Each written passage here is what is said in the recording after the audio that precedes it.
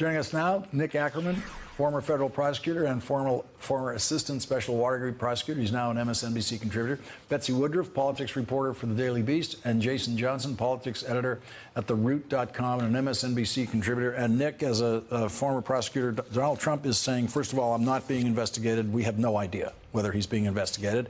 I, for one, am not going to take his word for it, if you don't mind.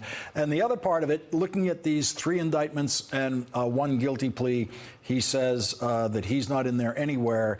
The indictment with the guilty plea is actions taken during the Trump campaign. That's how this person is now guilty of a federal crime. Donald Trump is in the center of all of these allegations. He's in the center of this Papadopoulos situation, who he referred to on March 21st, 2016 as a great guy. He now calls him a liar, which in itself is unprecedented, that the President of the United States would call a cooperating government witness who's going to be testifying on behalf of the United States. Well, on this, Papadopoulos agrees. He has pleaded guilty to lying to the FBI. Correct. But you don't. The head of the government doesn't go out and call its own witness a liar. That's for the defense counsel or comment to do. in any way on criminal proceedings. That's right. I mean, this is a total disregard for the judicial process. Under normal circumstances, I think Mueller should be going in there and asking for a gag order on this individual. I mean, he has no business interfering with this. I mean, I think where Trump is, he sees an indictment of his campaign manager. This indictment is so well written. It is so well conceived. It is based purely on documentary evidence. They don't need to call a single witness to back up the charges here. It is a slam dunk. 15 years Paul Manafort is facing. That is a huge incentive for him to turn and testify and finger Donald Trump, Jared Kushner, Ivanka Trump, everybody else that's involved in this whole Russian situation. He was there at that June 9th meeting. He's the person who came to the party through Roger Stone. Roger Stone is the person that talked to the hacker. Donald Trump is concerned. Yeah, and Nick, we remember up until President Trump, how presidents of the United States have always been ultra careful about ever commenting on any kind of criminal investigation, pending criminal case, anything like it. Richard Nixon got into trouble by the understandable stumble in suggesting that Charles Manson was guilty before Charles Manson was found guilty, and Nixon realized what a horrible mistake that was. That's how rare this is. Jason Johnson, I want to read you more of what the president has said to the New York Times tonight. Why he calls the fake news failing New York Times to tell them what he's thinking, I do not know. Anyone here who wants to offer an explanation of that, please do. But tonight he told the Times, I'm in the office early and leave late. It's very smooth, Trump said. Honestly, he added, I'm really enjoying it. So Jason, there's the personal report to the New York Times about how swell everything is in Trump's White House. Well, Lawrence, of course the president leaves late because the golf course clears out by then. So he's got more time. He gets all 18 holes to himself. Look, this is a president who, there are 2 ways that we can understand this Russian investigation and how it leads up to Trump. Either he's got a ton of people around him who are engaging in unethical behavior and he was too dumb or too naive or too arrogant to recognize all the meetings that were being made on his behalf, or he was a willing participant.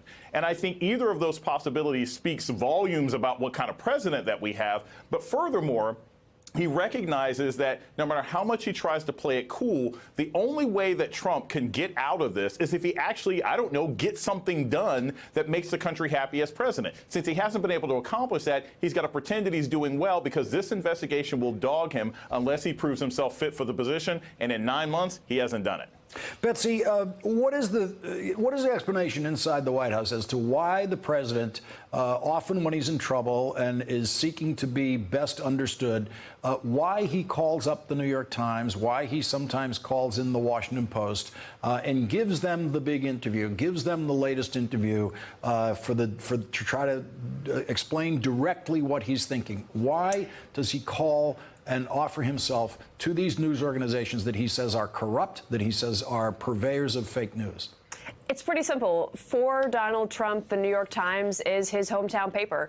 It's the paper that's been defining news cycles for him for his entire time as a public figure, going back as long as he's been working in the New York real estate market. That said, of course, it's important to take the comments he made to the Times today with an enormous grain of salt. Just looking at the indictments that came down earlier this week, one thing is clear, and that is that for Mueller, nothing is off limits when it comes to prosecuting this particular investigation that he's working on. When Rod Rosenstein, who's the second in command at the Justice Department, put Mueller in charge of his investigation, he gave him a very broad mandate to look into any coordination, any links between anyone associated with the Trump campaign and the Russian government, as well as potential outgrowths of that investigation. What we saw from the indictments that were handed down is that Mueller pressed charges based on activity that happened after the campaign. In the case of George Papadopoulos, he lied to the FBI after Trump was inaugurated, and years before the campaign in the case of Manafort and Gates. What that means is that for Mueller, he's casting a wide net. He's looking at a very wide window of time. He's looking at a wide number of potential crimes when it comes to what he investigates. I spoke with one very influential conservative attorney earlier this week after the indictments came down, who told me, look, Mueller's indictments mean that any crime that was committed by any of Trump's associates within the statute of limitations is fair game for the special counsel, and that's something that should be causing the White House significant heartburn. And any Trump family member, for that matter. Indeed. Jason Johnson, the Papadopoulos guilty plea tells us that we do not know what the special prosecutor is doing. Here, he had someone arrested months ago. He managed to have enough communication with this defendant to get a guilty plea out of him relatively quickly in this process, and then hold that guilty plea secret for weeks. And this strikes me as the part of it that changes everything about the way the White House follows this. If they thought they were going to be able to follow this accusation by accusation, here comes the indictment for Manafort, here comes the indictment for Flynn, they now know. We don't know what we're going to be presented with tomorrow. We may be presented with another guilty plea tomorrow by someone we didn't even know they were investigating. Right, Lawrence, this is the thing that I said is key, why some Republicans who I've spoken to were actually happy with Mueller working on this case. With Mueller working, many Republicans know that, all right, this is all being taken care of quietly over there. That's why we've heard fewer leaks. You know, the fact that nothing about Papadopoulos leaked all this time shows that the people who are unhappy with Trump, the people who are concerned about his behavior, they can hand that over to that investigation, and the Republicans can try and get their work done. The problem, of course, is if there are no leaks, the Trump campaign never knows when anything is going to happen. The presidency doesn't know when anything's going to happen. And I'll tell you this, I've talked to some people on K Street. They are shaking in their boots because no one knows who Papadopoulos has talked to, and everybody's checking their cell phones to see, did I have a conversation with this guy? Did I exchange emails? And was I wiretapped, or did he have a wire when we talked?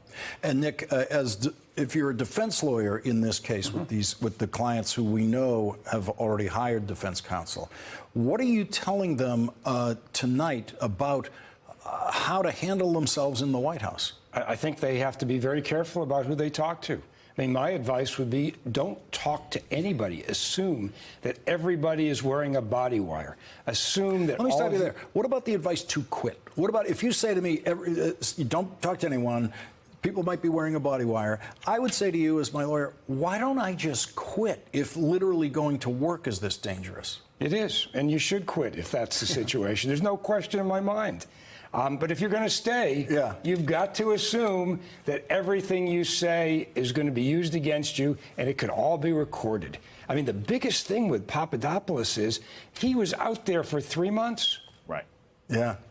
Nick Ackerman, Betsy Woodruff, Jason Johnson, thank you all for joining us tonight. Really appreciate it. Hey there, I'm Chris Hayes from MSNBC. Thanks for watching MSNBC on YouTube. If you want to keep up to date with the videos we're putting out, you can click subscribe just below me, or click over on this list to see lots of other great videos.